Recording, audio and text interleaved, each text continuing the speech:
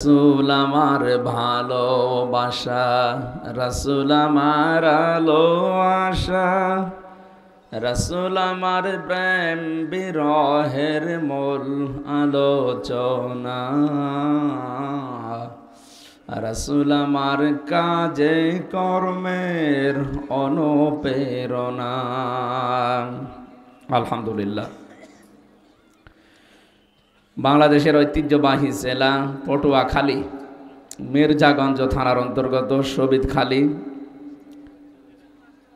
সমাজ কল্যাণ ফাউন্ডেশনের উদ্যোগে মহাবিশ্বের মহাবিশ্বয় আমাদের মালিক, আমাদের মনিব মহান রব্বুল ইজ্জাতুল জালালের মুখের পবিত্র বাণী কোরআনে কারীম তাফসীরুল কোরআন মাহফিলের স্বনামধন্য সভাপতি, মত জাতি বর্ণ ধর্ম নির্বিশেষে আজকের এই অনুষ্ঠান শুধু মুসলমানদের না, হাত্তা ইয়াসমা কালাম আল্লাহ সুম্মা আবলিগহু মা'মানা। আল্লাহ তাআলা বলেন, হে নবী, অমুসলিমরাও যদি কোরআনে কারীম শুনতে আসে তাদেরকেও নিরাপদে শোনার ব্যবস্থা করে দেবেন এবং তারা যেন বাড়ি পর্যন্ত যেতে পারে সেই ব্যবস্থাও করবেন।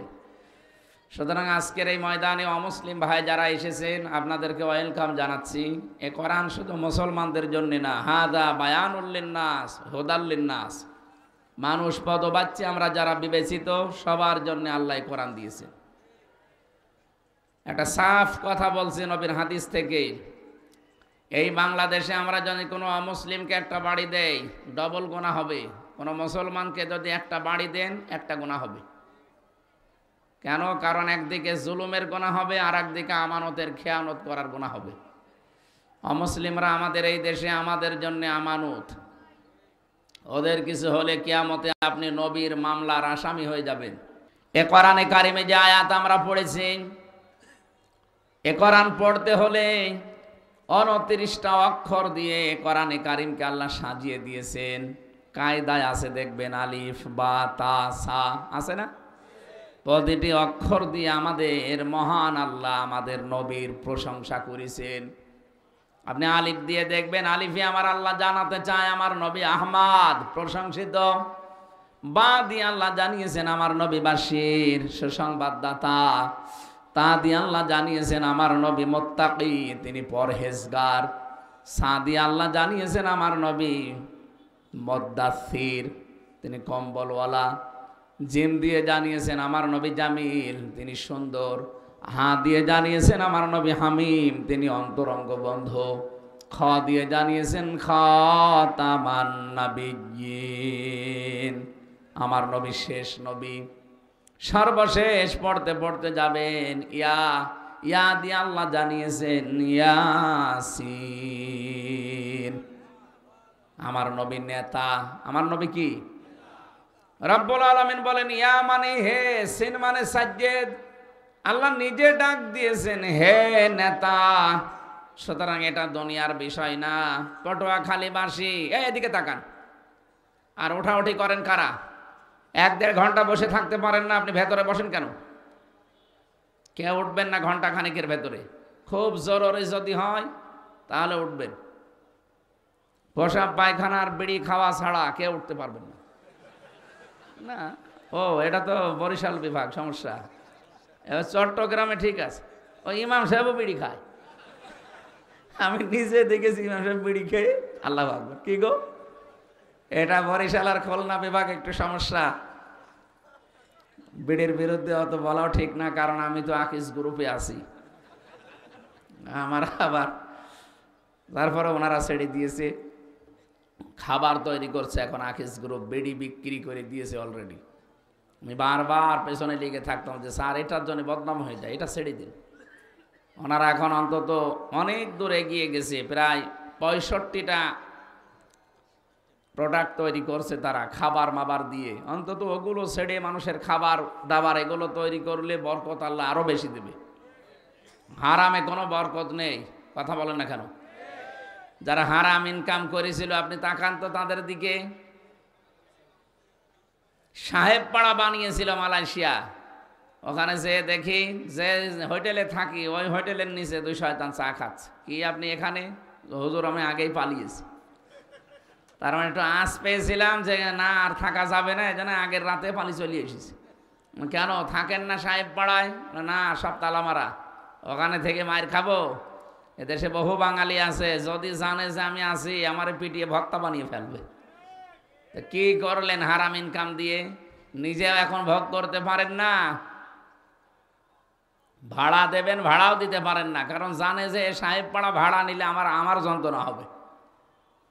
এজন্য হারাম ইনকাম করে কেউ ভোগ করে যেতে পারে না। আল্লাহ দুইটা ক্ষতি করে দেয় তার। এক নম্বরে হারাম ইনকাম করলে জীবনের আরাম আল্লাহ তুলে নেয়। দুই নম্বরে মরণের সময় আপনি বেঈমান হয়ে মরবেন। এদেশে তো নেই। বলেন বলেন। সম্মানিত মা বোন যারা এসেছেন, আপনাদেরকে আমি একটা কথা বলছি। আপনার স্বামী পরকীয়া প্রেম করলে, অন্য মেয়ে লোকের সাথে লাইন করলে আপনি যেভাবে রেগে যান, ও হারাম ইনকাম করলে যদি ওই রকম রেগে যেতেন। কি একটা মহিলা পারে তার স্বামীকে 2 নম্বরই ইনকাম থেকে বাঁচাতে পারে না? এক মহিলার ঘটনা শুনছিলাম, সে তার জামাইকে ডাক দিয়ে বলেছে তার স্বামীকে যে আপনি এই যে বাজার খালি হাতে গেলেন, এত টাকা পেলেন কোথায়? জামাইটা বলছে আমি জুয়া খেলেছি। জুয়া বোঝেন তো? তাস খেলা। এই খেলে উপায় করেছি 10,000 টাকার মতো, ওইটা দিয়ে আজকে 7,000 টাকার বাজার। উনি বলছে না, এইটা রান্না করে আমি আপনাকে দিতে পারবো না। এইটা দেখতে যতই সুন্দর মনে হোক, এই ফল ফলাদি, এই মাছ গোশত এগুলো রান্না করে আপনাকে আমি দেব, তৃপ্তি সহকারে আমরা খাবার পরে যদি সন্তান পেটে আসে, ওটা তো জন্মগতভাবে হারামখোর হবে। বলেন, 10টা মাস আমি পেটে রাখবো একটা হারামখোর? না, হবে না। আপনি এটা আগে সব গরিব মানুষকে দান করে দিয়ে আসেন, আর কথা দেন জীবনে আপনি হারাম ইনকাম করবেন না, তাহলে আপনার সাথে আমি আছি, নয়তো আপনার সংসার আমি করব না। আজ মেয়েগুলো যদি এরকম শক্ত হতো, বাংলাদেশের স্বামীরা টাইট হয়ে যেত। এই দরবেশ 36,000 কোটি টাকা মারতে পারতো না। কথা বলেন না কেন? এক একজন মানুষ 620টা বাড়ি বানিয়েছে, পৃথিবীর ইতিহাসে পাল্টিয়ে দিয়েছে। 620টা বাড়ি দুনিয়ায় কারো ছিল? অথচ এই 15 বছরে যারা ছিল, এক একজনের এরকম পেয়েছি আমরা। পটুয়াখালীবাসী, বিশ্বনবীর এই বিষয়টা যেহেতু শুধু দুনিয়ার সাথে সম্পৃক্ত না, আমরা আলেমরা আছি যারা, তাদেরকে বলছি, তাফসিরে তাবারির ভেতরে আছে, তাফসিরে মাজহারির ভেতরে আছে, মুফাসসিরিন ইকরাম দিয়েছেন, সিন দিয়ে আল্লাহ পাক 5টা জিনিস মিন করেছেন। সিন মানে সাজ্জাদুল আলামিন, সিন মানে সাজ্জাদুল বাশার, সিন মানে সাজ্জাদুল কাউনাইন, সিন মানে সাজ্জাদুল আম্বিয়া, সিন মানে সাজ্জাদুল মুরসালিন। রব্বুল আলামিন যেন দুনিয়ার মানুষকে জানাতে চেয়েছেন, শুধুমাত্র এই বাংলাদেশ না, শুধু ভারত না, ইন্ডিয়া না, আল্লাহ পাক জানাতে চেয়েছেন যত জগৎ আমি আল্লাহ বানিয়েছি, সব জগতের জন্য আমার নবী মুহাম্মদুর রাসূলুল্লাহ নেতা, আদর্শ। জোরে বলেন সুবহানাল্লাহ। সুতরাং আপনি যদি এখানে না বাস করে মঙ্গল গ্রহে চাঁদের দেশে বাস করতে চান, সেখানেও আমার নবীকে আপনার আদর্শ মানা লাগবে।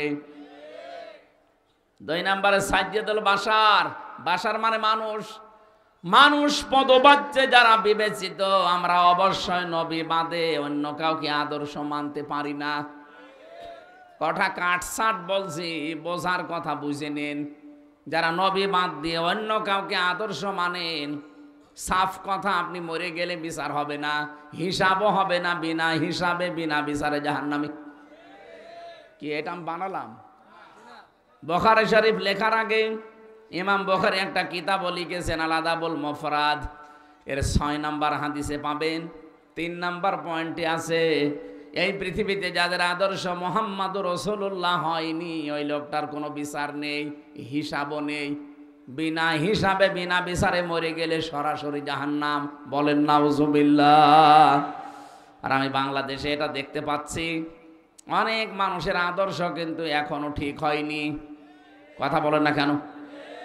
এটা যদি কেউ মনে করে দুনিয়ার কাজ, আর কে বলেছে আপনাকে দুনিয়ার কাজ? কিয়ামতের কঠিন ময়দানে আপনাকে আল্লাহ যখন দ্বিতীয় স্টেপে ডাকবেন, প্রথমে তো একা একা ডাকবেন, দ্বিতীয় স্টেপে একা আর ডাকবেন না।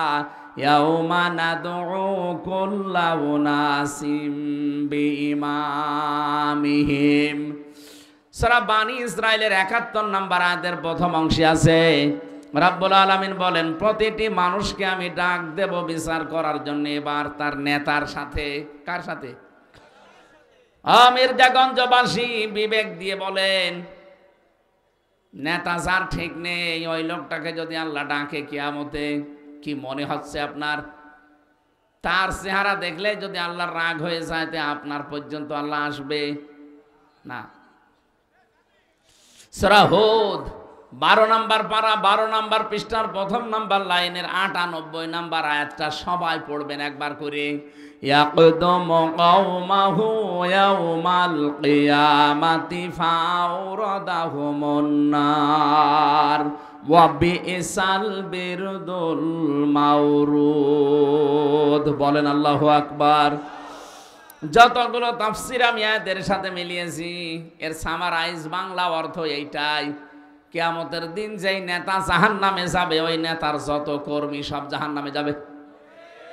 যদিও এটা ফেরাউন সম্পর্কে নাযিল হয়েছে, কিন্তু বাস্তবতা এইটা, এই পৃথিবীর ময়দানে যেই নেতা জাহান্নামে যাবে কিয়ামতে, ওর যত অনুসারী ছিল সবাইকে আল্লাহ তার সাথেই পাঠাবে জাহান্নামে। এটা দুনিয়ার কথা হয় কি করে বলেন? এটা আখিরাতের সাথে সম্পর্কিত। এই জন্য যাদের নেতা ঠিক নেই, আদর্শ ঠিক নেই, এই মুহূর্তে আপনি ঠিক করবেন নাকি দুনিয়ার কথা মনে করে চলে যাবেন? না, আপনার কপালে আগুন লাগবে।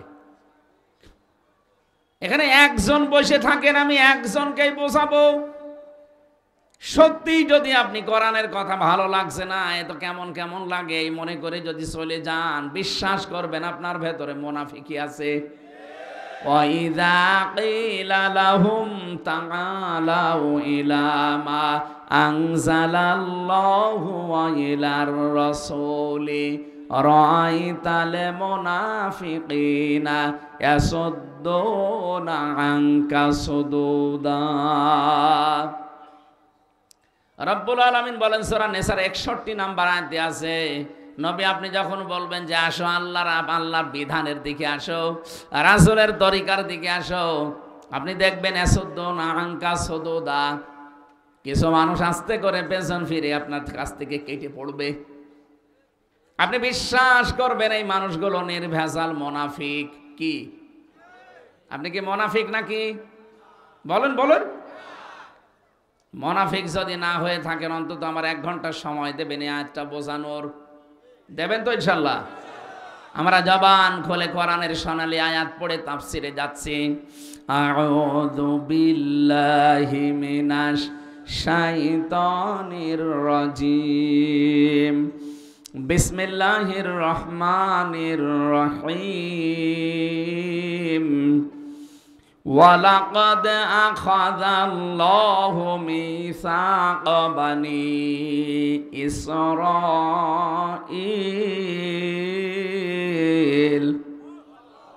সূরা মায়েদা। কোন সূরা? ১২০টা আয়াত আছে, মাত্র এক আয়াতের ৪ ভাগের ১ ভাগ আমরা পড়েছি, ১২ নম্বর আয়াত। আজকের আলোচনার বিষয় আল্লাহ সাজিয়ে দিয়েছেন। তাফসিরে ইবনে কাসিরের ভেতরে দেখবেন এই আয়াতের সাবজেক্ট হচ্ছে আল্লাহ কাদের সাথে আছেন। এই দুনিয়ায় আমরা দেখি যত মানুষ আছে ৪,৫০০ ধর্ম পালন করে চলছে মানুষ। কত? ৪,৫০০ ধর্মের মানুষ আছে তামাম দুনিয়ায়। তার ভেতরে একটা মাত্র ধর্ম ইসলাম। এই ধর্মে আছে ২১০ কোটি মানুষ। খ্রিস্টান ধর্মে আছে ২৫০ কোটির উপরে, বাকি অন্যান্য ধর্মে অল্প অল্প করে আছে। যে যেই ধর্মে আছে প্রত্যেকটি ধর্মের মানুষ চায় তার দেবতাকে, তার মালিককে খুশি করতে। কথা বলেন না কেন? আমরা মুসলিম যারা, আমরা খুশি করতে চাই কাকে বলেন তো? আপনি হিন্দুদের জিজ্ঞাসা করেন, তারাও খুশি করতে চায় দেবতাকে। এই জন্য তারা ১২ মাসে ১৩ পূজা করে। ওদের দেবতার সংখ্যা ৩৩ কোটি। আমার মনে হয় কিয়ামত পর্যন্ত গণনা করলেও শেষ হবে না। ইহুদি আছে, খ্রিস্টান আছে, বৌদ্ধ আছে, মুশরিক আছে, যত জাতির লোক আছে দুনিয়াতে, প্রতিটি জাতির লোক চায়, ধর্মের লোক চায় তাদের দেবতাকে, তাদের মালিককে খুশি করতে। আমরাও চাই আমাদের আল্লাহকে রাজি করতে। সূরা মায়েদার এই আয়াতে হযরতে মুসা আলাইহিস সালামের কথা আল্লাহ স্মরণ করাচ্ছেন। ওয়ালাকাদ আখাযাল্লাহু মিসাকা বানি ইসরাঈল, অবশ্যই আমি আল্লাহ নিজে অঙ্গীকার নিয়েছিলাম, আমি আল্লাহ নিজে তাদের কাছে এই কথাগুলোর অঙ্গীকার নিয়েছি বানি ইসরাইল থেকে। মুসা নবী আলাইহিস সালাম যখন আল্লাহর সাথে কথা বলতে যেতেন তুর পাহাড়ে, তার এলাকার নকিব যারা, দায়িত্বশীল যারা, গোত্রপতি যারা, এদের 12টা গোত্র ছিল, 12টা গোত্রের 12 জনকে নিয়ে গেলেন। লিডার বলা হয় তাদের, নাকিব মনে করেন এখন মন্ত্রী। 12 জন মন্ত্রীকে নিয়ে তিনি গেলেন, ডাক দিয়ে বললেন, মাবুদ এরা এসেছে তোমার সাথে দেখা করার জন্যে। রব্বুল আলামিন বলেন, না, আমার সাথে দেখা করা সম্ভব না, কারণ দুনিয়াতে যে চোখ বানিয়ে আমি পাঠিয়েছি এই চোখ দিয়ে আমি আল্লাহর দর্শন হবে না। হ্যাঁ, দর্শন হতে পারে মরণের পরে, এই চোখ দিয়ে দর্শন করা সম্ভব না। লাং তারনি, আমার সাথে কখনো তোমাদের দেখা হবে না। হযরতে মুসা নাছড় বান্দা, যাদের নিয়ে গেছে তারাও তো নাছড়, বলে না আমরা দেখবই, আমরা না দেখে ফেরত যাব না। আল্লাহ তাআলা বলেন, না, তোমাদের সাথে আমি থাকবো। অকালাল্লাহু ইন্নী মাআকুম, অবশ্যই আমি আল্লাহ তোমাদের সাথে আছি। এই এদিকে তাকান, আমি আল্লাহ তোমাদের সাথে আছি। নিজ নিজ এলাকায় ফিরে যাও। নিজ নিজ গোত্রের কাছে যাবার পরে 12টা নকিবকে আল্লাহ বললেন, 5টা কাজ যদি এলাকায় করতে পারো, আমি আল্লাহ তোমাদেরকে ঘোষণা দিলাম যে আমি তোমাদের সাথে আছি। এলাকায় গিয়ে বলবা যে আল্লাহকে দেখতে পারি নাই, কিন্তু তিনি আমাদের সঙ্গে আছেন, তার রহমত আমাদের সাথে থাকবে যদি আমরা না 5টা কাজ করতে পারেন। ও বাংলার মানুষেরা, এখন যদি আমরা এই দেশের 350 জন এমপি আছে, এর ভেতরে 51-52 জন মন্ত্রী ছিলেন, এই 52 জন মন্ত্রী নিয়ে যদি দেশের যিনি দায়িত্বে ছিলেন উনি যদি সে বলতেন আল্লাহ আমরা দেখতে চাই আপনাকে, রব্বুল আলামিন যদি বলে না দেখা হবে না, তবে একটা কাজ, এলাকায় গিয়ে যদি এই 5টি কাজের আঞ্জাম দিতে পারো, তাদেরকে শোনাতে পারো যে আমি আল্লাহর রহমত তাদের সাথে আছে। এখন মনে করেন যে 12টা নকিব এলাকায় এসে তারা প্রথম কাজ আরম্ভ করেছিল। রব্বুল আলামিন বলেন, নিজ নিজ এলাকায় যে প্রথমে তাদেরকে বলবা লাইনা আকামতুমুস সালাহ, 1 নম্বরে আমি আল্লাহ তাদের সাথে আছি যারা নামাজ কায়েম করবে। পটুয়াখালীবাসী ভালো করে বুঝে বলবেন আল্লাহ কি বলেছিলেন, যারা নামাজ পড়বে। বলেন বলুন, লাইন আকামতুমুস সালাহ, যারা নামাজকে দাঁড় করাবে। এই দায়িত্ব কোনো ব্যক্তি, কোনো পরিবার, কোনো সমাজের না।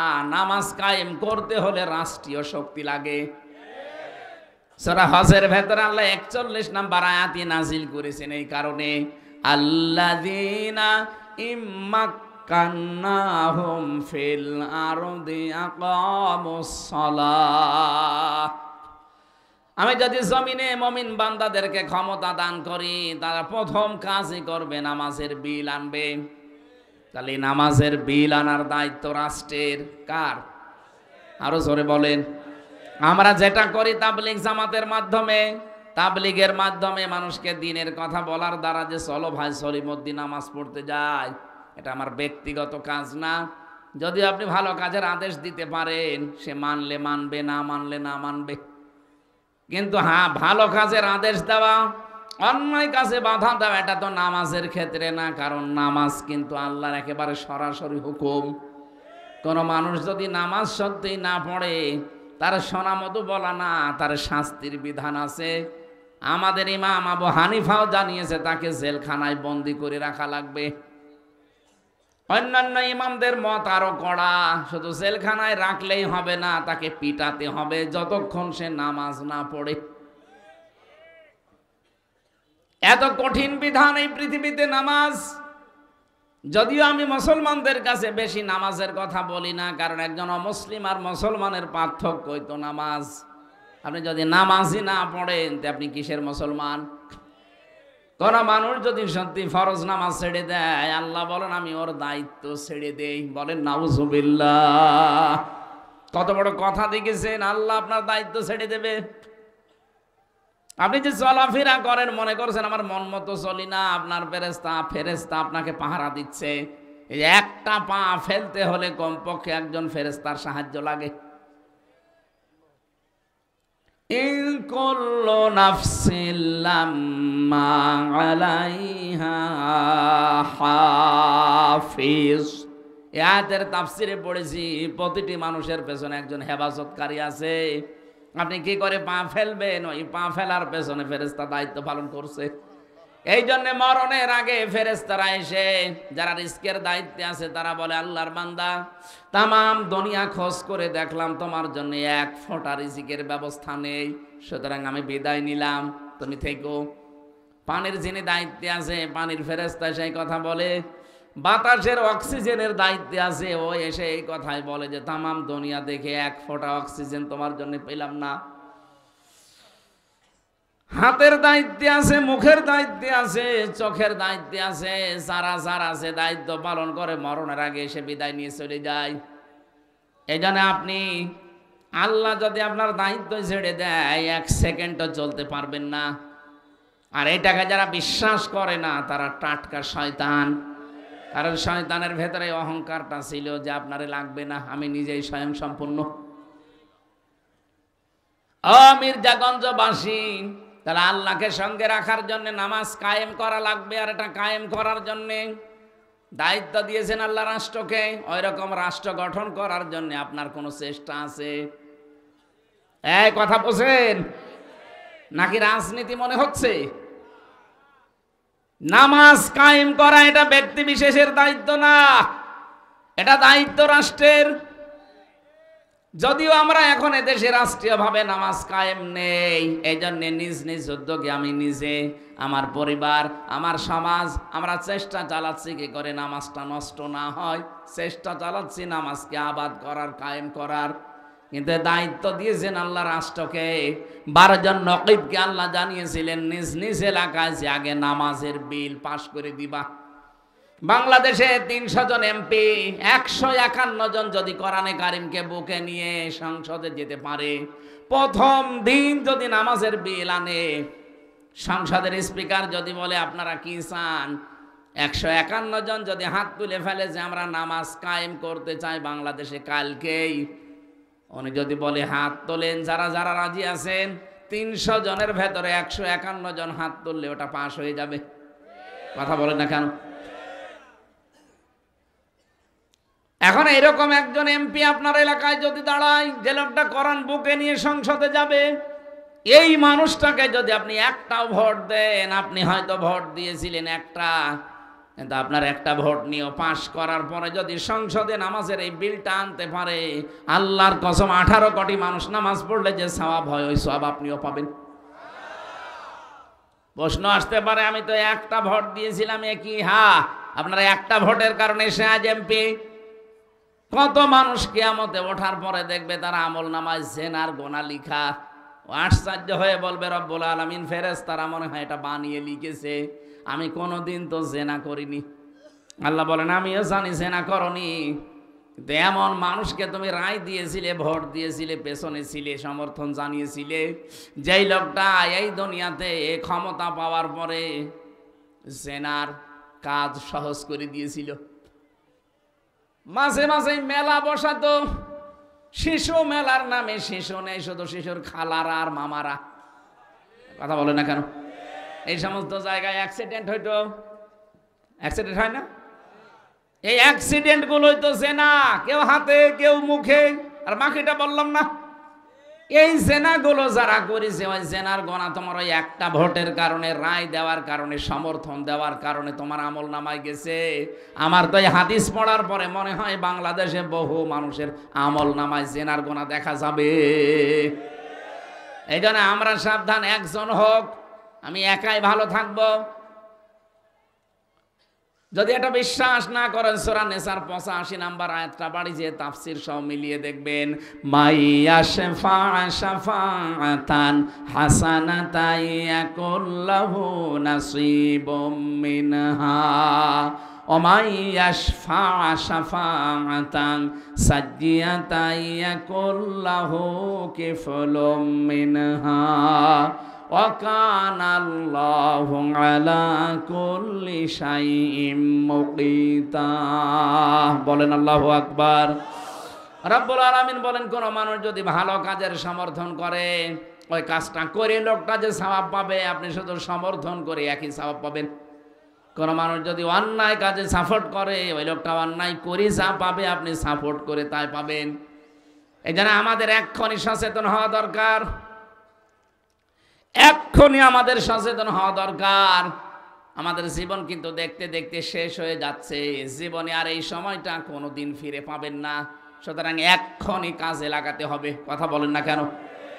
আর সময় নেই সামনে, এখনই সময়। আমাদের মালিককে আমাদের সঙ্গে রাখা লাগবে, কারণ এই ছোট্ট জীবন শেষ হয়ে গেলে যা শুরু হবে ওখানে মালিক ছাড়া আর কেউ নেই।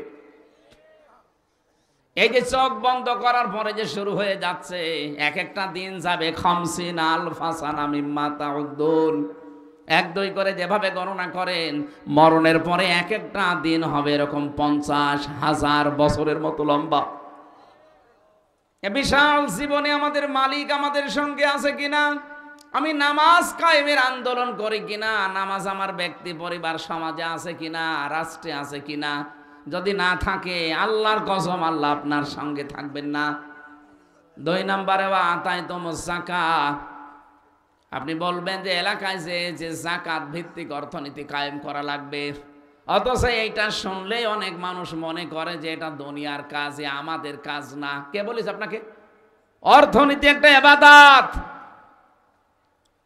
এই দেশে যারা ব্যাংকিং ব্যবস্থায় কারবার করেন, অর্থনীতি কি আমি জানি, অনেক আলেম পর্যন্ত এগুলো জানে না। মোশারাকা আছে, মোদারাবা আছে, মোরাবাহা আছে, বায়ে সালাম আছে, বায়ে ইস্তিসনাস, বায়ে মুআজ্জালাস, 28টা নিয়ম আছে। আমরা অধিকাংশ মানুষ কিছুই জানি না ইসলামী অর্থনীতির। ইসলামী ব্যাংকে যে কারবারগুলো আছে, অন্যান্য ব্যাংকে একেবারে সরাসরি আছে সুদ। 100% এই দেশে যাকাত কায়েম হওয়ার আগে কেউ পারবে না। কি? কেউ পারবে না। কিন্তু চেষ্টা তারা চালাচ্ছে। কিন্তু চেষ্টা চালালেও তো হবে না। নবীজি নিজে এই যে মোশারাকা বললাম, মোদারাবা বললাম, নিজে নবীজি এটা করেছিলেন। মোদারাবার কনসেপ্ট হচ্ছে আপনি শ্রম দেবেন আর আমি টাকা দেব। নবীজি নিজে শ্রম দিয়েছিলেন, খাদিজাতুল কুবরা অর্থ দিয়েছিল। এটা যদি কোনো ব্যাংক করে আপনি করবেন তার সাথে। মোশারাকা একটা পার্টনারশিপে, আমি 10,000 টাকা দিলাম, ইনি 10,000 দিয়েছে, 10,000 উনি দিয়েছে 20,000, দুইজনের টাকা এক জায়গায় করে ব্যবসা চলছে। লাভ যা হবে আমার 10%, ওনার 20%। যদি লস হয় আমার 10, ওনার 20। এভাবে যেন কোনো ব্যাংক ব্যবসা করে জায়েজ আছে। আর আমি যত অর্থনীতি নিয়ে পড়াশোনা করেছি, এই দেশে ইসলামী ব্যাংক এই কাজটা করে যাচ্ছে। বাকি অন্য কোনো ব্যাংকে এইটা নেই, সেখানে আছে শুধু লাভের লাভ। আর ওই লাভ খায় মানুষ না, এলাকায় এসব নেই। অনেকে যে টাকা ছেড়ে রাখেন আর টাকা আসে, 1,000 টাকা দিলে মাসে মাসে 200 টাকা বেশি দেয়। এটাটা কি বলে? এটা মায়ের সাথে জেনা করার গুনাহ হচ্ছে। আমার মনে হয় এই এলাকায় এখনো এগুলো আরম্ভ হয়নি। কারা কারা এটা ছেড়ে রেখেছেন টাকা, হাত তোলেন তো। আপনি দাঁড়িয়ালা মানুষ, নাউজুবিল্লাহ। বোঝে না, না না বুঝে আপনি 2 হাত তুললেন কেন? 1 হাত তুলতে পারতেন। আমার ভাইরা, আমি হাসির জন্য বলি না, এটা মায়ের সাথে একজন জেনা করছে অথচ সে নামাজ পড়ছে। এটা একটা পাগলামি না? এটা কি খেলা করা জিনিস? কোরআনে কারীম জানিয়েছে, ইয়ামহাকুল্লাহুর রিবা ওয়া ইউরবিস সাদাকাত। আল্লাহ পাক এই পৃথিবীতে সুদকে ধ্বংস করেন আর সাদগাকে, যাকাতকে তিনি বৃদ্ধি করেন। সুতরাং জাকাত ভিত্তিক অর্থনীতি দেশে কায়েম করা দরকার আছে না নেই? যতদিন জাকাত কায়েম না হবে, আল্লাহর কসম করে বলছি, এই দেশে ফেরেশতা বাস করলেও সে সুদ খাওয়া লাগবে। এই যে টুপিটা দেখতে সুন্দর মনে হচ্ছে না, এই টুপির ভেতরে সুদ আছে। প্রশ্ন আসতে পারে, আপনি হুজুর মানুষ, এই টুপি এত সুন্দর, আপনি সুদের টুপি মানে? হ্যাঁ, এর ভেতরে আছে। কারণ এই টুপি যে ফ্যাক্টরিতে বানিয়েছে, ওই ফ্যাক্টরির মালিক লোন নিয়েছে। এক কথা বলছে না কেন? আমি ভালো হলে হবে কি, আমার যে এইটা গায়ে দেখতে সুন্দর মনে হচ্ছে, এর ভেতরেও সুদ আছে। এই জন্য এই দেশে যতদিন জাকাত ভিত্তিক অর্থনীতি কায়েম না হবে, আল্লাহর কসম, এই দেশে ফেরেশতা জিবরাইলও যদি বাস করে, তারেও ডাইরেক্ট ইনডাইরেক্ট সুদ খাওয়া লাগবে। তো এইটা কি ফেরেশতা এসে বন্ধ করবে? আমাদের করা লাগবে না। আর এটা ওয়াজ করে হবে, রাষ্ট্রীয় ক্ষমতা লাগবে। আর এই কথা বলতে গেলেই কিছু মানুষ দেখে আমাদেরকে বলে, আপনি ধর্ম ব্যবসায়ী। আরে শয়তান! নবীজি যদি এখন জাকাত ভিত্তিক অর্থনীতির কথা বলতো, ওই শয়তান মনে হয় নবীকেও ধর্ম ব্যবসায়ী বলতো। আমি ধর্ম ব্যবসা করবো কোন কারণে? আপনি তো ধর্ম ব্যবসা আপনারা করেন। বলে ধর্ম ভীরু যারা, তারাই ধার্মিক। যারা ধর্মের কথাগুলো বলে মানুষকে উত্তেজনা দেয়, তারা ধর্ম ব্যবসায়ী। আমি উত্তেজনা দেই? আমি নবীর কথা অ্যাডভার্টাইজ করছি। বিশ্ব নবীর উপরে কোরআনে কারীম নাযিল হয়ে দ্বিতীয় পয়েন্ট এটা, লাইন আকামতুমুস সালাহ ওয়া আতাইতুমুজ যাকাত। হে নকিবেরা, নিজ নিজ এলাকায় যে প্রতিনিধির দায়িত্ব পালন করো, যে যাকাত কায়েম করো, আমি আল্লাহ আছি। যাকাত নেই, সুদের সাথে আমি আল্লাহ নেই। আমি আল্লাহ সুদকে ধ্বংস করি, যাকাতকে বৃদ্ধি করি। সুবহানাল্লাহ বলতে পারেন না? সুতরাং এই কথা আমরা যদি না বলি, মসজিদের ইমাম যদি না বলে, মাওলানা না বলে, আপনি জানবেন কোথায়? আর এই কথাগুলো বলতে গেলে আমাদের নামের উপরে এরকম কলঙ্ক দিয়ে দেন যে ওরা ধর্ম ব্যবসায়ী। জানা শোনার পরে যদি কেউ বুঝে শুনিয়ে কথা বলে থাকেন, আপনার ইমান নষ্ট হয়ে গেছে, আপনি বেঈমান। এরকম বেঈমান মারা গেলে তো জানাজা পড়াও জায়েজ নেই। মাওলানা মামুনুল হক জেলখানায় 3টা বছর বারবার, আমি যেহেতু পাশাপাশি ছিলাম, সকালে আর দুপুরের খাবার আমরা এক জায়গায় খেতাম। আমারে হাত ধরে ধরে প্রতিদিন অন্তত 3 বছরের ভেতরে প্রায় দিন আমারে বলতো, হামজা, বাইরে যদি যেতে পারি কোনো কাফেরের জানাজা পড়া। আপনি এত কথা বারবার বলেন আমারে, জানাজা পড়বেন না কাফেরের। কাফের পেলেন কোথায়? কোরআনের বিরুদ্ধে যারা কথা বলে তারাই তো কাফের। এইবার বুঝলাম যে বাংলাদেশে কাফের আছে না নেই। আপনি আলেমকে ছোট করতে গিয়ে কোরআনের বিরুদ্ধে যে কথা বললেন, আপনার কি ঈমান আর আছে? আপনি তো কাফের হয়ে গেছেন। এর 3 নম্বর শব্দটা দেখেছেন, ওয়ামানতুম বিরুসুলি। হে নবী মুসা 12 জন নকিবকে বলেন তারা যেন রাসূলদের উপরে ঈমান আনে। কাদের উপরে? আমরা প্রশ্ন আসতে পারে, সেখানে রাসূল ছিলেন কয়জন? 1 জন। এদিকে তাকান, 1 জন মানুষ রাসূল ছিল সঙ্গে, হযরত মুসা। অথচ আল্লাহর রাসূল বহু বচন দিলেন, ওয়ামানতুম বিরুসুলি, তারা যেন আমার রাসূলদের উপরে ঈমান আনে। তার মানে আল্লাহর উদ্দেশ্য এখানে শুধু মুসা নবী না, কিয়ামত পর্যন্ত আল্লাহ পাক এই পৃথিবীতে যত নবী আর রাসূল মুসা নবীর পরেও পাঠিয়েছিলেন, এর আগেও যাদেরকে পাঠিয়েছিলেন, সবার উপরে ঈমান আনা লাগবে। এখন প্রশ্ন আসতে পারে, এখন তো আর রাসূল নেই, না আছে? এখন নাইবে রাসূল আছে। এদিকে তাকান, এখন রাসূল নেই, নাইবে রাসূল আছে।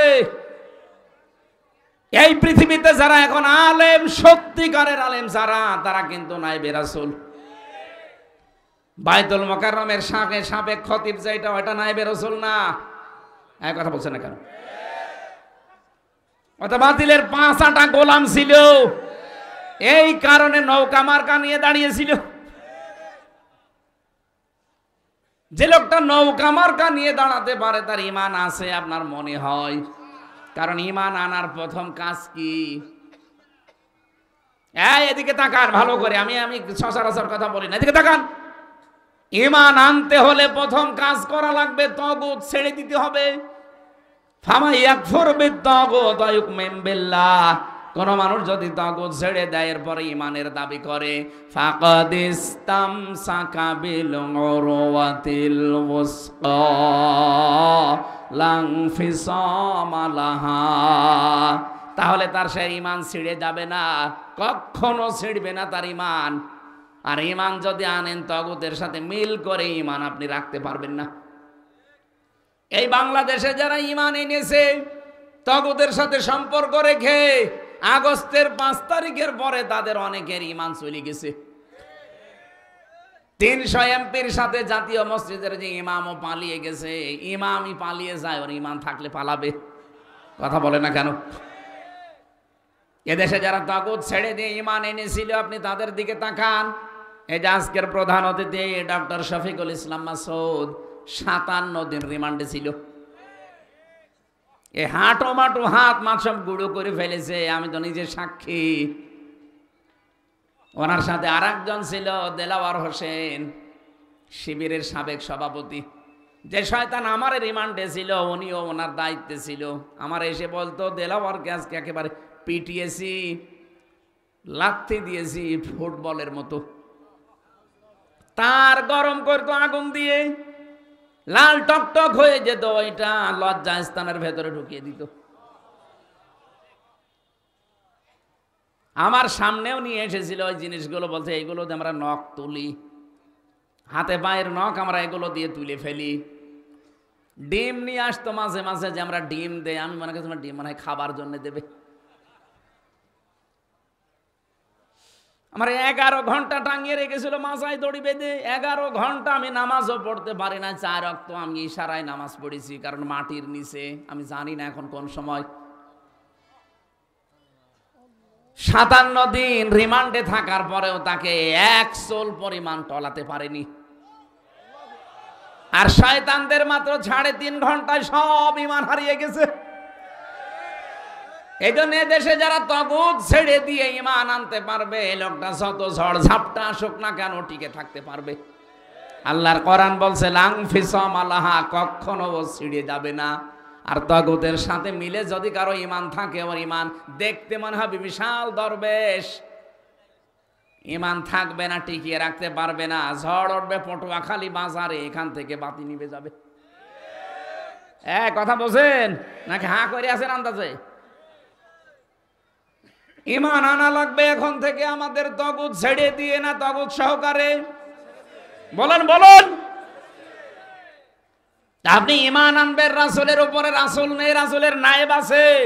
এই যে যারা আলেম বসে আছে, প্রত্যেকটা নায়েবে রাসূল, রাসূলের উত্তরাধিকারী এরা। এদের উপরে ঈমান আনবেন, বিশ্বাস করবেন। কি বিশ্বাস? ওয়াজ্জারতুমুহুম, তাদেরকে সাহায্য করা লাগবে। যেহেতু নবী এখন রাসূল নেই, নবী নেই, তাহলে নায়েব আছে যারা, এদেরকে সাহায্য করা লাগবে না। আর আপনি কি আরম্ভ করেছেন? আমি নাম ধরে বলছে, আপনি কি আরম্ভ করেছেন? আপনি যে আল্লাহকে সঙ্গে রাখতে চান, তার রহমত কিভাবে পাবেন? নায়েবে রাসূলকে আপনি গালি দেন, আজহার না মাঝহার, জোতা দিয়ে পিটিয়েছে জনগণ। একটা মাজলুম দল বিএনপি, এদের ভেতরে কিছু কুলাঙ্গারের কারণে তাদেরও বদনাম হয়ে যাচ্ছে। আগস্টের 5 তারিখের পর থেকে মনে হচ্ছে বাবা শাহজালাল সব হালাল। গাইবান্ধার জজের কাছে 50 লাখ টাকা ঘুষ চেয়েছে, সাদা দাবি করেছে 50 লাখ একটা জজের কাছে। মনে করছে যে কেউ জানলো না, কেউ বুঝলো না, আমি তো রাতে সাদা চেয়েছি। আরে শয়তান, রাতে নারায়ণগঞ্জের বন্দরে রাত 12:30টার সময় চাঁদা চাইতে গেছে। বলছে আমি রাতের বেলা চাঁদা চাইলাম, মানুষ জানলো কি করি? বাস্তবতা বোঝেন? আমি রিমান্ডে দেখতে পেয়েছি ওদের যন্ত্রগুলো, যে মেশিন ওরা নিয়ে এসেছে ইসরায়েল থেকে, এখন তো ওইটা চালাচ্ছে এখন যারা গোয়েন্দা বিভাগে আছে তারা। আপনি তো রাতের বেলা চাঁদা চান আর মনে করেন কেউ টের পায় না। পায়খানার ভেতরে বসে বসে কি করেন, কোন দিকে তাকান, ওইটাও ওরা দেখতে পায়। সারা দেশ ওদের হাতের মুঠার ভেতরে নখদর্পণে রেখেছে, কে কোথায় কি করে। আমি গোয়েন্দা বিভাগের সর্বোচ্চ পর্যায়ে যিনি আছেন, কথা বলি মাঝে মাঝে, হুজুর আমরা দেখতেছি, আসলে শুধু দেখছি কে কি করে, কার কি কাজ। আপনি মনে করছেন আমি ডুবে ডুবে জল খাই, কেউ টের পায় না। কে বলেছে? এই দেশে কোন জায়গায় কোন সুই পড়ে আছে তা ওরা দেখতে পাচ্ছে। আমি ধরা পড়ার 2 দিন পরে আমার ম্যাডাম সে সাতক্ষীরার মাওলানা আমিরুল ইসলাম বেলালী ভাইয়ের সাথে কি একটা কথা বলেছিল যে এই করলে হুজুরকে, ওইটা দেখি সকালবেলা আমার রিমান্ডে দেখাচ্ছে ভিডিও একেবারে। কি আশ্চর্য, এই নাম্বার তো কেউ জানে না, আর আপনি আছেন রাত 12:30টায় চাঁদা চাই, কেউ জানে না। ওরা সব পর্যবেক্ষণ করছে কে কোন মহারথী কি করে। অনেকের রিপোর্ট কিন্তু খারাপ,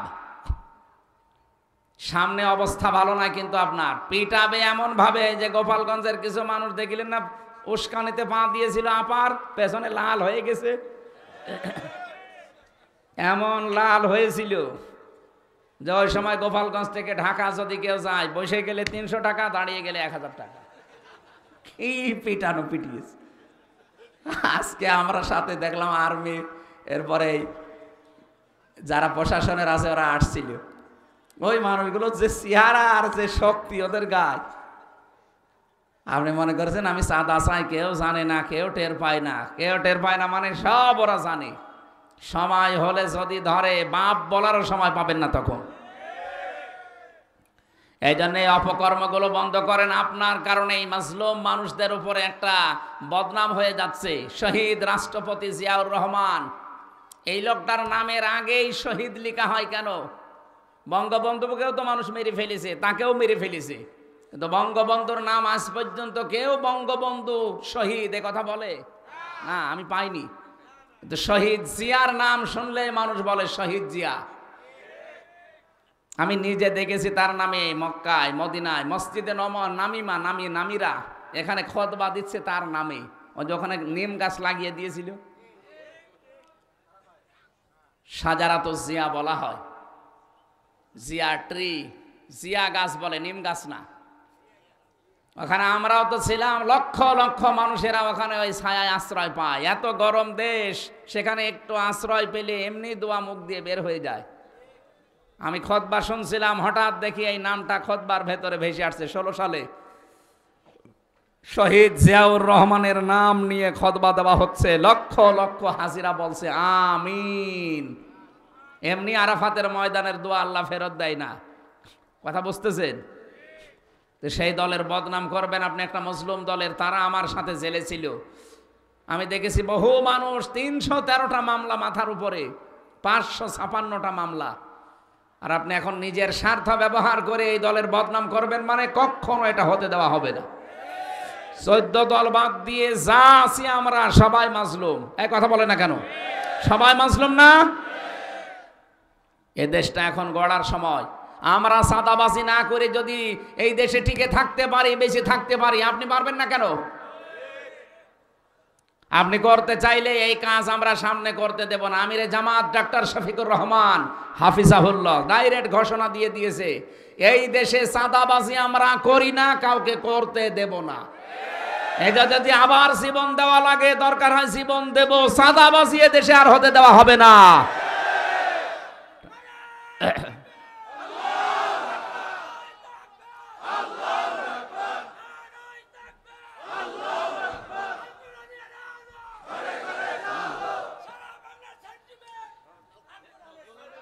আমার ভাইরা, আমরা আল্লাহকে সঙ্গে রাখতে চাই। আল্লাহর নবীর ওয়ারিস এখন যারা আছে, আপনি দল মত দেখবেন না, দেখবেন এটা নবীর ওয়ারিস। সারা পৃথিবীতে যে 10 জন মানুষ ইসলাম প্রচারের নাম পাওয়া যাবে, তার ভেতরে ডক্টর মিজানুর রহমান আজহারের নাম আমি দেখেছি। বিশ্বের কতগুলো দেশ তো আমিও ঘুরে আসলাম, সিঙ্গাপুর, মালয়েশিয়া, থাইল্যান্ড, আমেরিকা, এরপরে সৌদি আরব, মালদ্বীপ, বাহরাইন, বহু দেশে আমিও গেছি।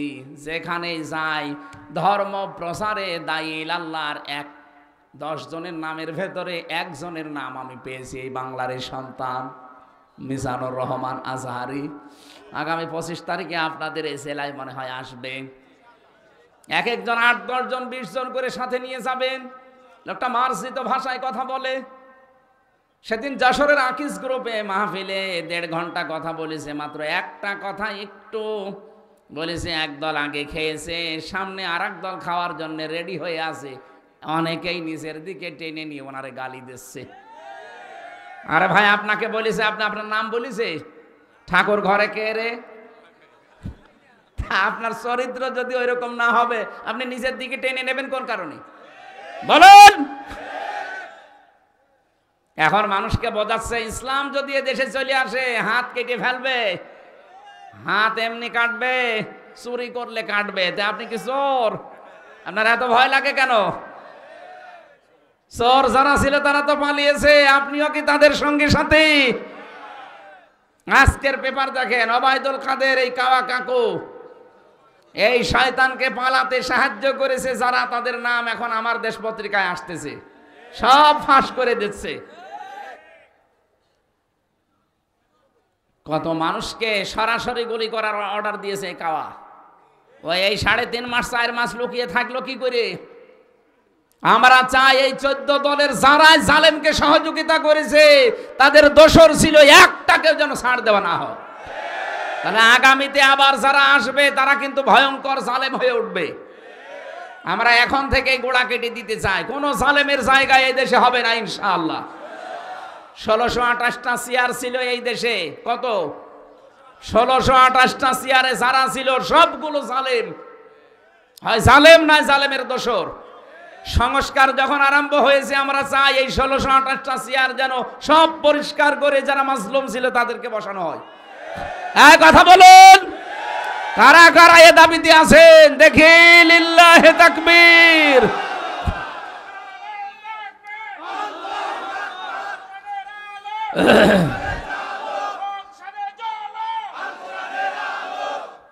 আলহামদুলিল্লাহ ভাই, এই আওয়াজ হয়তো যারা দায়িত্বে আছে তাদের কান পর্যন্ত পৌঁছাবে না, আরশ পর্যন্ত চলে গেছে।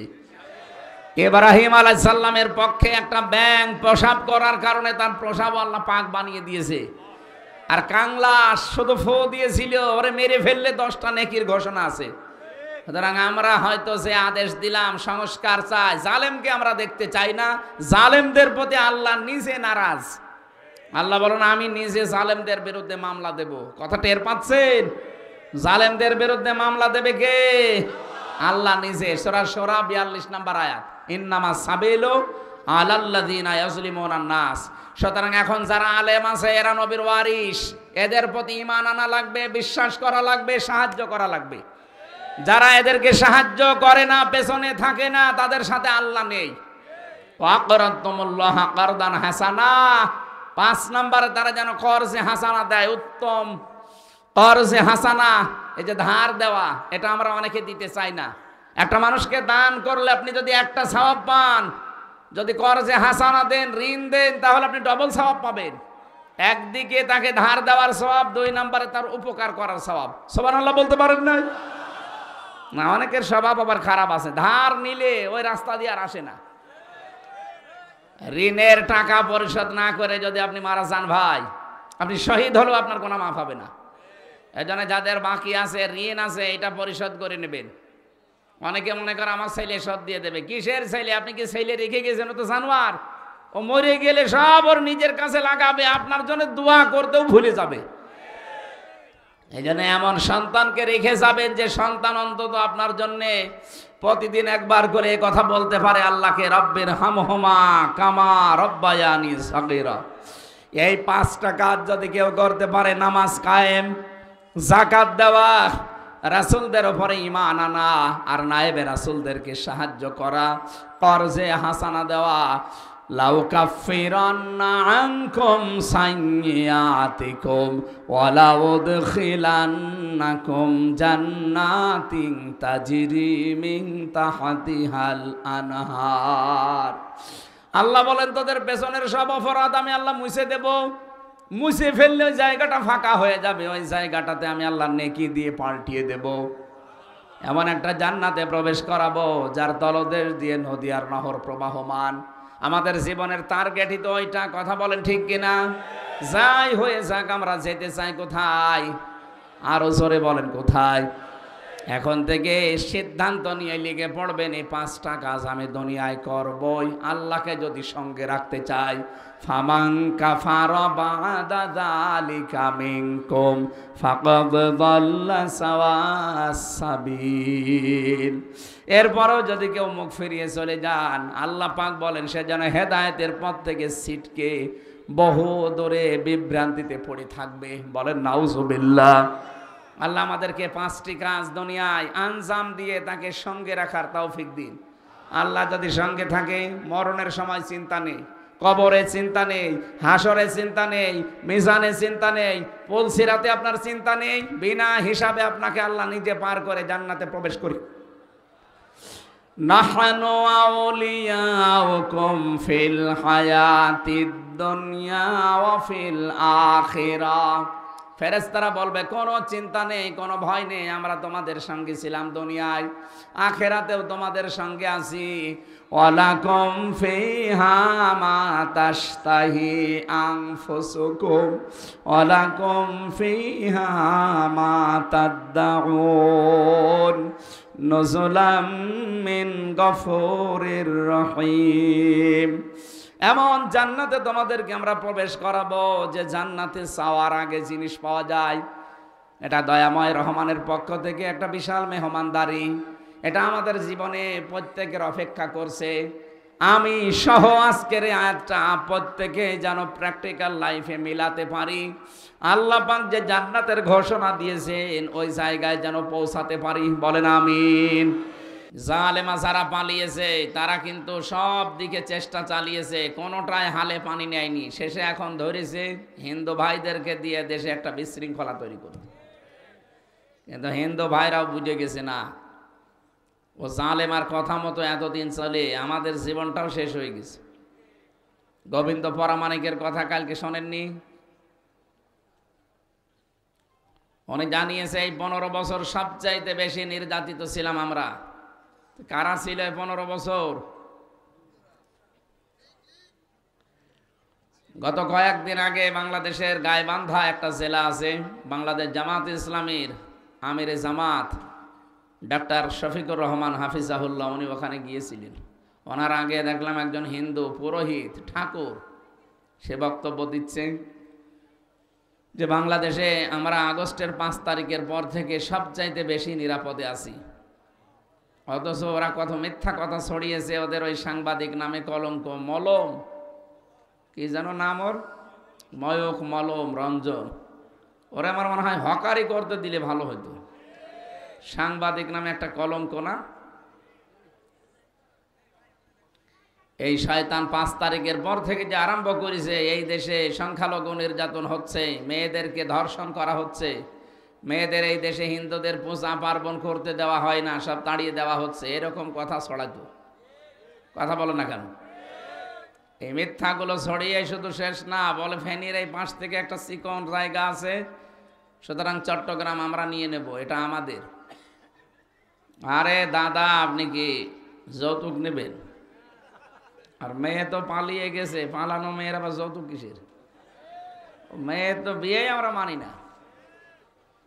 যার সাথে গেছে তার সাথে বিয়ে হওয়া জায়েজ আছে। সে দাদা যতদিন মুসলমান না দেবে, যদিও তারা বলতো আমাদের স্বামী স্ত্রীর সম্পর্ক, কিন্তু বাংলার মানুষ তো এটা মানবে না।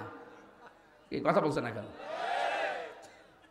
মেয়ে যাই হোক, হাজি তো, মিথ্যা কথা নয় বলুক, একটা হাজি মানুষ না? সুতরাং আপনার সাথে তো বিয়ে করা জায়েজ হবে না যতদিন পর্যন্ত আপনি মুসলমান না হবেন।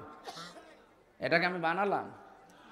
আলা তানকিহুল মুশরিকিনা হাত্তা ইউমিনু, সূরা বাকারা 221 নম্বর আয়াত, মাঝের অংশে আছে। আল্লাহ তাআলা জানিয়েছেন যতক্ষণ মনের মুশরিক পুরুষ ঈমান না আনবে, কোনো মুমিনা নারীর জন্য তাকে বিয়ে করা জায়েজ নেই। কথা বললেন না? তো এই হিসাবে দাদা যদি এ বয়সে এসে মুসলমান হতে চায়, আর যে বয়স, এ বয়সে এখন মুসলমানি দিয়েও তো ঝামেলা। কোন হাসাম দিয়ে আপনি মুসলমানি দেবেন? ওই পাকা মতো সাওয়ালের মুসলমানি দিতে গেলে যে হাসাম দেবে, অত চোখ বন্ধ করে কাটবে, শেষে আগা কাটতে যেয়ে গোড়া কেটে ফেলবে। আমি আর নিচে নামলাম না, সুতরাং হবে না। হবে তারপরেও তার এখন ফুল হাতা, আর আমাদের হাফ হাতা। আমাদের হাফ হাতা না, ওদের কি? জেলে আমার যে দায়িত্বে ছিল একজন জেলার, আপনাদের এই পাশের জেলা বাড়ি মনে হয় তার, বড়গোনা বাড়ি, এখন আছে পিরোজপুরের জেলার দেবদুলাল, নাম শুনে বোঝা যাচ্ছে ফুল হাতা। ও যখন প্রবেশ করতো জেলে, যারা আছে ওখানে সব একবারে চিল্লিয়ে উঠতো যে ফুল হাতা আসতেছে। আমি ওই দিন বুঝলাম যে এরে বলে ফুল হাতা, তার মানে ওরা আগা কাঁটা নেই। কি কথা বলেন না কেন? তো এই হিসাবে দাদাকে যদি এই শেষ বয়সে এসে মুসলমানি দেওয়া লাগে, উনি যে কাজ কারবারগুলো করেছেন, আমি কয়েকটা জিনিস এখানে পেয়েছিলাম। ওনাকে আমরা দেখতে পারি না, ঘৃণা করি আমি আল্লাহর জন্যে, নিজের কোনো স্বার্থের জন্যে না। আমি কয়েকটা তথ্য পেয়েছি। এক নম্বরে উনি গুজরাটের কসাই। এটা কি দুনিয়া অস্বীকার করতে পারবে? গুজরাটে কত হত্যা করেছে সে। মুসলমান আর অমুসলিম হিন্দুদের ভেতরে একটা দাঙ্গা তৈরি করে দিয়ে হাজার হাজার মুসলমানকে সে হত্যা করেছে। 2 নম্বরে সে কাশ্মীরে 50,000 মানুষ হত্যা করেছে। 3 নম্বরে সে বাবরি মসজিদ ভেঙে ফেলেছে। এটা পৃথিবীর ইতিহাস পাল্টিয়ে দিয়েছে। ওর বাপ দাদা সে আবরাহার মতো এখনো পর্যন্ত ঢাকা ভারতের বুকে মসজিদ এখনো ভাঙতে আছে। আজকে সকালেও একটা ভেঙেছে। হ্যাঁ ছেলে, কি কথা বলো কেন? তো যেখানে আছে ওইভাবে থাকে। আপনাদের বাপ দাদারা যেহেতু আল্লাহর ঘরে হাত দিয়ে কাসফে মাকুল হয়ে গেছে, হয়নি? আমরা আপনাদের প্রতিবেশী তো আর পাল্টানো যায় না, স্বভাব পাল্টাতে হয়। এই জন্য চরিত্র পাল্টান, বাপ দাদার মতো আবার নিজেরা যেন কাসফে মাকুল হয়ে যেন না। কারণ এখন আপনি আর মুসলমানের গায়ে হাত দেননি, সরাসরি আল্লাহর ঘরে হাত দিয়েছেন। তামাম দুনিয়ার 210 কোটি মুসলমান এখন আপনার উপরে সবাই ঘৃণা করে, কারণ আপনি হাতই দিয়েছেন তাদের সরাসরি প্রভুর ঘর মসজিদে। আমাদের অন্তর ভেঙে দিয়েছেন। খ্রিস্টানদের 2টা যুবতী মেয়েকে উগ্রপন্থী হিন্দুরা ভারতের বুকে রাজপথে উলঙ্গ করে হাঁটিয়েছে। ডোনাল্ড ট্রাম্প একজন খ্রিস্টান, ও জাতে মাতাল হলেও তাহলে ঠিক আছে, কিন্তু ঘোষণা অলরেডি দিয়ে দিয়েছে, আমি জানুয়ারির 20 তারিখে শপথ নেব, আমার মেয়েকে মাকে যারা উলঙ্গ করে ঘোরাতে পারে ভারতের বুকে, ওদের 16 লাখ ভারতীয় আছে আমেরিকায়, সব ফেরত পাঠাবো। তামাম দুনিয়ার সাথে ওদের সম্পর্ক ভালো না, আফগানিস্তানের সাথে ওদের সম্পর্ক ভালো না, পাকিস্তানের সাথে তো সাপে নেউলে সম্পর্ক। এক কথা বলছে না কেন? মালদ্বীপের সাথে সম্পর্ক ভালো নেই বর্ডারে, চীনের সাথে তো নেই, মায়ানমারের সাথে নেই, নেপালের সাথে নেই, ভুটানের সাথে নেই। আমাদের সাথে ছিল, কন্যা নেই, মিল নেই। এখন কন্যা যদি ফিরে আসে আমরা আল্লাহর কাছে পাঠিয়ে দেবো ইনশাআল্লাহ। মানে এমন কন্যা 2732 জন মানুষের 24 আগস্ট জুলাই তার কথা মতো মারা হয়ে গেছে। আর এদের কারণে এখন প্রশাসনকে মানুষ দেখতে পারে না। আমি আবু সাইদ সাহেবের বাড়িতে গিয়েছিলাম, মরহুম শহীদ আবু সাইদ। তার বাবার যে কান্না, আমার যতটুকু সমর্থ ছিল আমি দিয়ে এসেছি, কিন্তু টাকা পয়সা দিয়ে হয় তার ছেলেই হারিয়ে গেছে। ইয়ামিন ভাই, মুগ্ধ ভাই, ওয়াসেফ ভাই, রায়হান ভাই, কতগুলো ছেলে মেয়েকে আপনি মেরে ফেললেন। চলেই যখন যাবেন, কয়দিন আগে যেতে পারলেন না? কথা বলেন না কেন? তাহলে তো এতগুলো মানুষ এই দেশ থেকে বিদায় নেয় না। 34,000-এর ওপরে মানুষ এখনো হাসপাতালে, কেউ হাত হারিয়ে, কেউ পা হারিয়ে, এক একজন এক এক অঙ্গ প্রত্যঙ্গ হারিয়ে ফেলেছে। সারা জীবনের জন্য কেউ 2 চোখ হারিয়েছে, কে আর দেখতে পাবে না। বিশাল একটা বোঝা আপনি দিয়ে গেলেন। নবীজির কাজ ছিল অতাহমেলুল কাল্লা, বোঝা তিনি হালকা করে দিতেন, আর আপনি বোঝা আরো দিয়ে গেলেন। এই মানুষগুলো তার পরিবারের কাছে, সমাজের কাছে, দেশের জন্য তারা বোঝা না? সবচাইতে বড় বিষয়, এই দেশে এখন যদি কেউ জন্ম নেয়, তার মাথার উপরে 1,10,000 টাকা ঋণ, সে একটা বোঝা। আপনি যাওয়ার সময় 14টা সুটকেস নিয়ে গেছেন, সব তো মাটি ভরা ছিল নাকি? হ্যাঁ, সব টাকা বোঝায়। যাওয়ার সময় শুধু পাইলটকে বলেছে সুটকেসগুলো উঠেছে, হ্যাঁ উঠেছে চলো, আর কারোর সাথে একটা কথা বলেননি। আপনার সুটকেস এত দরকার, কাওয়া কাকুকেও বলে গেলেন না যে কাওয়া আমি চলে যাচ্ছি। আমার সাথেও তো বলতে পারতেন যে হামজা 3টা বছর জেল খাটালাম বিনা কারণে, চলে গেলাম, দোয়া করো, তাও বলেনি। চুরি করে এভাবে চলে গেলেন। পৃথিবীতে যারা পালিয়ে যায় তারা আবার ফিরে আসে, রেকর্ড আজ পর্যন্ত আমরা দুনিয়ায় দেখিনি, আর দেখাও হবে না ইনশাআল্লাহ। 805 বছর আগে পালিয়েছে লক্ষণ সেন, আজও ফিরে আসেনি। আশরাফ ঘানি পালিয়েছে, বাশার আল আসাদ পালিয়েছে, নেপালের এই লোকটা পালিয়েছিল, শ্রীলঙ্কার, বাংলাদেশেরও উনি পালিয়েছে, ফিরে আসবে না, এটাই ফাইনাল। যদি এখনো পর্যন্ত কেউ আশায় বুক বেঁধে না আপা আসবে, আপার সাথে কথা বলে দেখেন।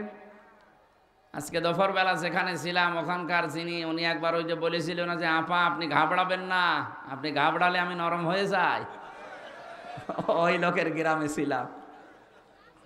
হুজুর এই যে সেই শয়তানের বাড়ি এইটা, ও এখন 4 দেওয়ালের মাঝে আছে, আপা আপনি ঘাবড়াবেন না। যাই হোক যাই হোক, এরপরে মসজিদগুলো ভাঙা বন্ধ করেন অন্তত। এটা কিন্তু আল্লাহর আরশে ধাক্কা লাগছে, আপনি টের পাচ্ছেন না? ভারত বেখণ্ড বিখণ্ড হয়ে যাবে এই মসজিদে হাত দেওয়ার কারণে। 7 সিস্টার যদি ভেঙে যায়, পৃথিবীতে এখন 257টা রাষ্ট্র, আরো 6টা রাষ্ট্র যদি বাড়ে 263টা হবে। আর আমরা দেখতে পাচ্ছি আল্লাহর ঘর যেভাবে আপনারা ভাঙা আরম্ভ করেছেন, আপনাদের দেশটা আল্লাহ নিজে ভেঙে দেবে ইনশাআল্লাহ। এরপরে পেয়েছি এনআরসি, এর মাধ্যমে বহু মুসলমানকে তাদের নাগরিকত্ব বাতিল করে দিচ্ছেন। এরপরে 26টি আয়াতের বিরুদ্ধে আপনারা কেস দিয়েছেন। কয়টা? আপনি চিন্তা করতে পারেন, কোরআনের বিরুদ্ধে কেস দেয় যারা একটা অক্ষর পরিবর্তন করা সম্ভব না, সেখানে 26টা আয়াতের বিরুদ্ধে বলেছে না এগুলো মুসলিমদের বিরুদ্ধে। কোরআনে কারিমে আয়াত আল্লাহ দিয়েছেন ইন্নামাল মুশরিকুনা নাজাসুন, মুশরিকরা নাপাক, এই আয়াত নাকি ওর বিরুদ্ধে। আপনি তো আসলে নাপাক, আপনার মন মানসিকতা চিন্তা ভাবনা সব নাপাক না? ভয়েস অফ আমেরিকা, মাইক্রোসফট, এগুলো সব খ্রিস্টানরা চালায়। তামাম দুনিয়া এখন রিপোর্ট দিচ্ছে পৃথিবীর এই 257টা রাষ্ট্রের সবচাইতে বেশি মিথ্যা কথা বলা হয় ভারতে। এগুলো তো মুসলমানদের বানানো না, সব খ্রিস্টানদের, ইহুদিদের। কি করবেন আপনি? তামাম দুনিয়ায় সবচাইতে বেশি মিথ্যা কথা, মিথ্যা তথ্য ছড়ানো হয় এই ভারতে। এই জন্য আপনারা থামবেন। প্রতিবেশীকে বারবার বলছি, যেহেতু নবীজি প্রতিবেশীর ব্যাপারে খুব গুরুত্ব দিয়েছেন, আল্লাহর নবী জানিয়েছেন জিবরাইল এত বেশি কথা বলছিল প্রতিবেশী সম্পর্কে, আমার মনে হচ্ছিল যে আমার জমি জায়গা ওয়ারিশ হিসাবে আবার তাদেরকে দিয়ে দেওয়া লাগে নাকি। কত বড় গুরুত্বপূর্ণ বিষয়। সেই হিসাবে আপনাদের যেহেতু আমরা পাল্টাতে পারবো না, সতর্ক করছি, আপনারা সতর্ক হন, নয়তো আল্লাহর গজব নাজিল হবে আল্লাহর ঘরগুলো ভাঙার কারণে।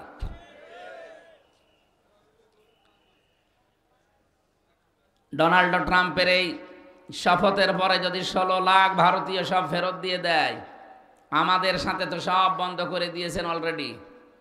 এখন আপনার পেঁয়াজ আর আলু পচতেছে বর্ডারে বিভিন্ন জায়গায়।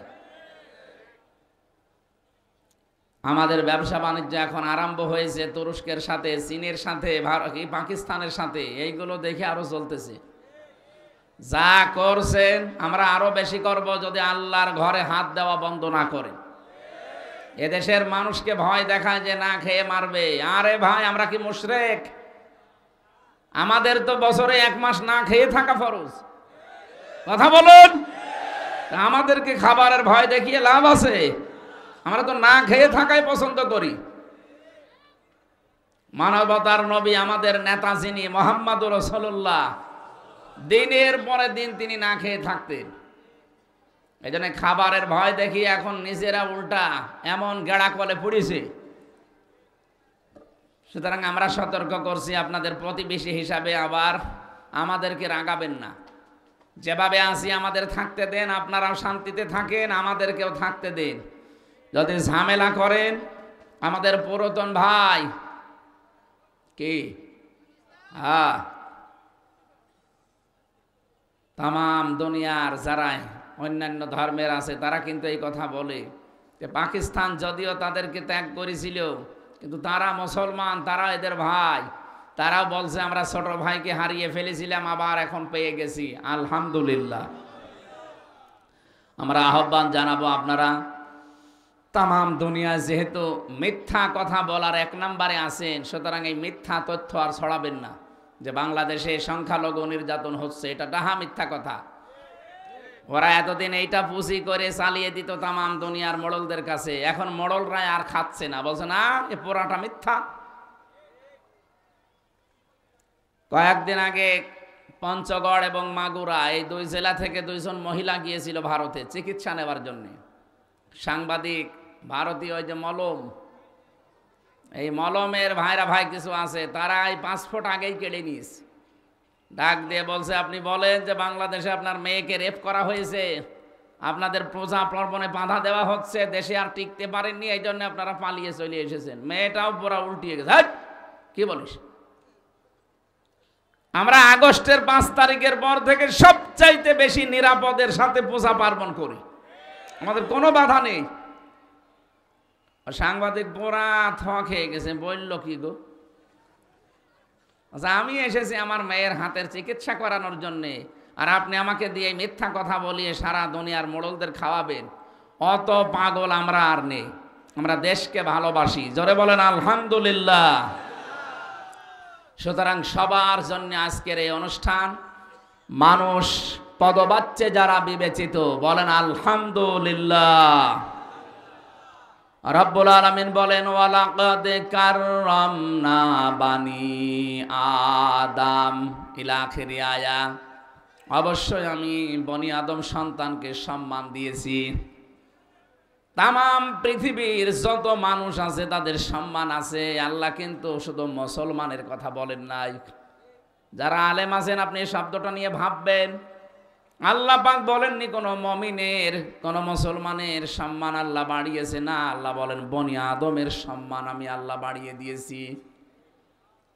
সুতরাং আদম সন্তান যারা আমরা আছি, আপনি ধর্মীয় ভাবে আলাদা ধর্ম মানতেই পারেন, কিন্তু আপনি মানুষ। কথা বলেন না কেন? মানুষ পদবাচ্যে যারা আমরা বিবেচিত, আমরা সবাই আল্লাহর বান্দা। আমাদের নবী মুহাম্মদুর রাসূলুল্লাহ আমাদের শিখিয়েছেন, মসজিদে নববীতে তিনি বসে আছেন, পাশ দিয়ে একটা ইহুদির লাশ যাচ্ছিল, নবীজি দাঁড়িয়ে গেলেন। সাহাবীরা বলে হুজুর আপনি দাঁড়িয়ে গেলেন, এটা ইহুদির লাশ। বিশ্ব নবী বলে সাহাবীরা ইহুদি তাতে কি হয়েছে, এটা তো মানুষ। বলেন সুবহানাল্লাহ। এই জন্য আমরা অন্য ধর্মের পরধর্ম সহিষ্ণু জাতি আমরা এই পৃথিবীতে, মুসলিমরা, এটা প্রমাণ অলরেডি হয়ে গেছে। তামাম দুনিয়ার 257টা রাষ্ট্রের সবচেয়ে বেশি সাম্প্রদায়িক সম্প্রীতি বসবাস করে বাংলাদেশে। আল্লাহ বলতে পারেন নাই যে আল্লাহ আমাদেরকে এরকম ধৈর্য সহ্য দিয়েছেন? মানুষকে যারা সম্মান দেয় না এরা আল্লাহর টার্গেট। মানুষের সম্মান নিয়ে কি সিনেমেলা খেলা হয়েছে এই 15.5 বছরে দেখেননি? সম্মানিত মানুষদের সম্মান নষ্ট করার জন্য জেনার তহমত পর্যন্ত দিয়েছে। শাইখুল হাদিস আল্লামা মামুনুল হক হাফিজাহুল্লাহ, আমি তার সাথে 3টা বছর ছিলাম।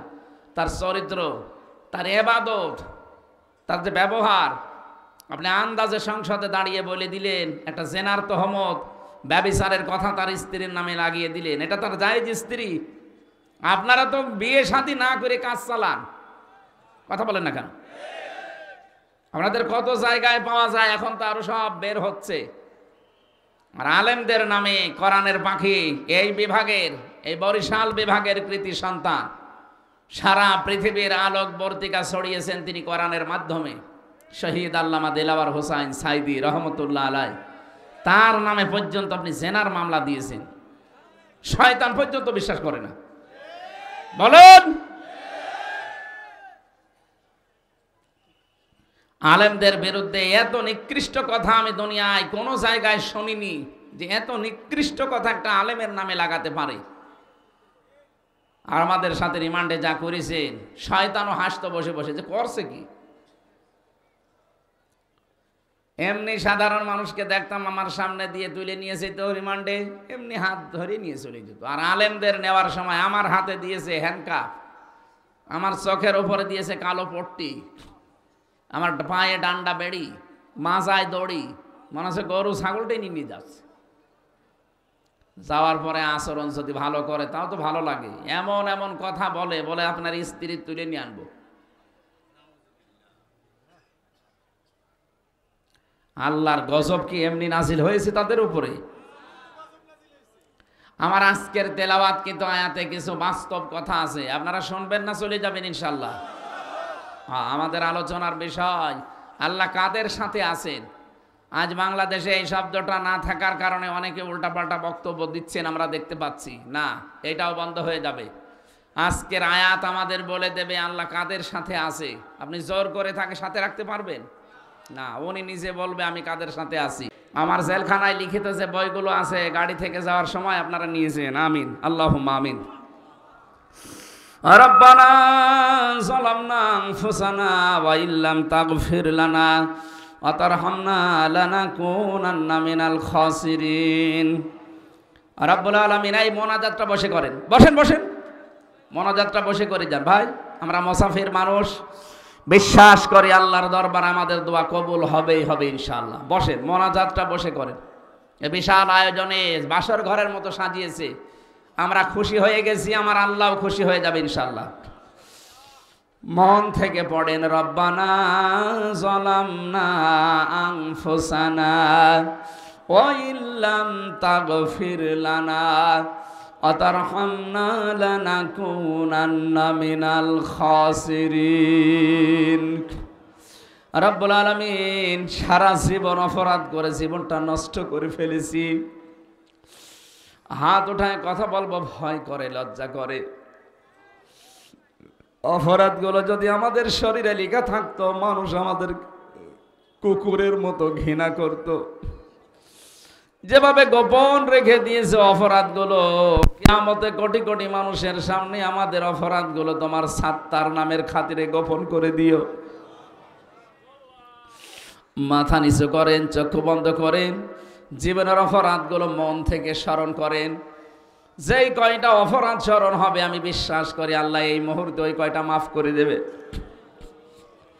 আল্লাহ তাআলা পটুয়াখালী জেলার মির্জাগঞ্জ শহীদখালী এ বিশাল ময়দান যারা সাজিয়েছে কোরআনের জন্যে, আমার নাসিরউদ্দিন জাহাঙ্গীর ভাই এলাকার মানুষকে নিয়ে জান্নাতের বাগান যারা সাজিয়েছে, এই যুবকদেরকে যে মা পেটে নিয়েছে, মায়ের পেট তুমি খাদিজাতুল কুবরার মতো বানিয়ে দাও রব্বুল আলামিন। আমি দেখতে পেয়েছি এত সুন্দর এরা সাজগজ দিয়েছে কোরআনের অনুষ্ঠানের, নিজেদের বাড়ি ঘর এরা এত সুন্দর করে সাজায় না। আমার হাবিব জানিয়েছে কোরআনের পেছনে যারা টাকা পয়সা ব্যয় করবে ওই টাকার হিসাব কিয়ামতে দেওয়া লাগবে না। এলাকায় যত মানুষ এই মাহফিলের জন্য শ্রম দিয়েছে, টাকা দিয়েছে, আল্লাহ এদেরকে তুমি ওসমানের মতো কবুল করে নাও। এলাকায় মাটির নিচে যত মানুষ ঘুমিয়ে আছে আজকের এই অনুষ্ঠানের ওসিলায় কোরআনের ইজ্জতে মাফ করে দাও। মাহফিলের প্রধান অতিথি মাজলুম জননেতা ডক্টর শফিকুল ইসলাম মাসউদ, আল্লাহ তাআলা নবীর সাহাবীর সাথে তুমি তাকে কবুল করে নাও। এই মাহফিলে অনেক মানুষ দোয়া চেয়েছে, বিশেষ করে জনাব মাওলানা BM ওমর ফারুক, মাওলানা আব্দুল মান্নান মুজাহিদি, শহীদ জনাব মাওলানা সুলতান আহমেদ, তিনজন সাবেক উপজেলা আমিরের জন্য দোয়া করতে বলেছি। আল্লাহ আমরা মন থেকে মুসাফির অবস্থায় দোয়া করছি, এদেরকে মঞ্জুর করে নাও।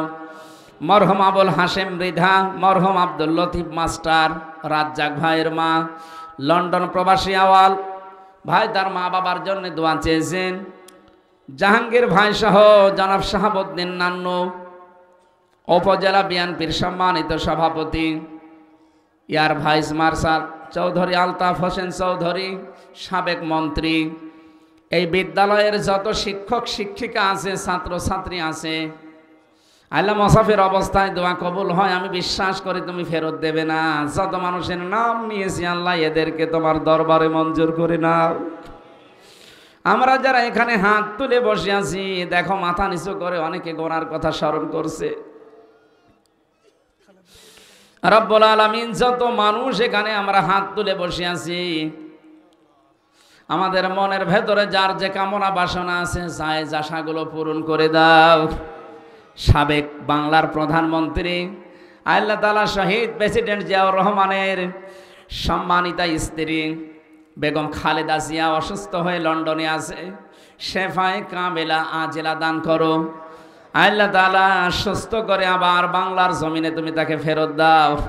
তার সন্তান জনাব তারেক জিয়া অনেক দিন প্রবাসী আছে, জালেমদের জুলুমের শিকার, সে একজন মাজলুম মানুষ, তাকেও তুমি দেশের সন্তান দেশে ফিরিয়ে দাও। তার ছোট ভাইটা আরাফাত ভাই কবরে আছে, আল্লাহ তার কবরটাকেও জান্নাতুল ফেরদাউস বানিয়ে দাও। সারাটা জীবন যারা আমরা মাজলুম, এখানে কত মাজলুম আলেমে দিন হাত তুলেছে, মাজলুম তোমার বান্দা বান্দিরা হাত তুলেছে। 15 বছর যারা বাড়িতে থাকতে পারে নাই, কেউ কেউ কবর স্থানে গর্ত করেও থেকেছে, কেউ গাছতলায় বাসতলায়। আল্লাহ তাআলা কত জায়গায় যারা 15টা বছর জুলুমের শিকার হয়েছিল, মেহেরবানি করে তাদের এই প্রতিদান তুমি দিও। প্রশাসনের যে ভাইগুলো আজকে এসেছে, মির্জাগঞ্জ থানার ওসি, এখানকার টিওনো, আল্লাহ তাআলা আর্মির যে ভাইগুলো এসেছে, প্রশাসনের প্রত্যেককে তোমার দরবারে কবুল আর মঞ্জুর করো। দায়িত্ব যারা পালন করেছে এদের দায়িত্বটা সফলতার সাথে ইবাদত হিসাবে মেনে নাও। এলাকায় মাটির নিচে যারাই ঘুমিয়ে আছে, কবরগুলো জান্নাতুল ফেরদাউস বানিয়ে দাও। কখন কার কাছে আজরাইল চলে আসে জানি না। আল্লাহ শেষ মোনাজাত বলছি, এইটা বাংলাদেশে 56,000 বর্গ মাইল তুমি কোরআনের হাতে তুলে দাও। আমরা যেন মরণের আগে দেখতে পাই যে দেশটা তোমার কোরআন দিয়ে চলছে। আজরাইলকে দেখার সঙ্গে সঙ্গে যেন আমরা পড়তে পারি লা ইলাহা ইল্লাল্লাহু মুহাম্মাদুর রাসূলুল্লাহ।